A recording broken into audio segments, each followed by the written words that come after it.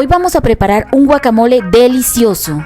Para esto necesitaremos aguacates, puedes utilizar la cantidad que quieras y lo aplastamos con la ayuda de un tenedor. Agregamos cebolla, jalapeño, tomate y cilantro y revolvemos todos los ingredientes. Agregamos sal con ajo en polvo, pimienta negra, un chorrito de aceite de oliva. Revolvemos nuevamente todos los ingredientes. Ahora sí es momento de disfrutar este delicioso guacamole. No te imaginas lo bueno que está.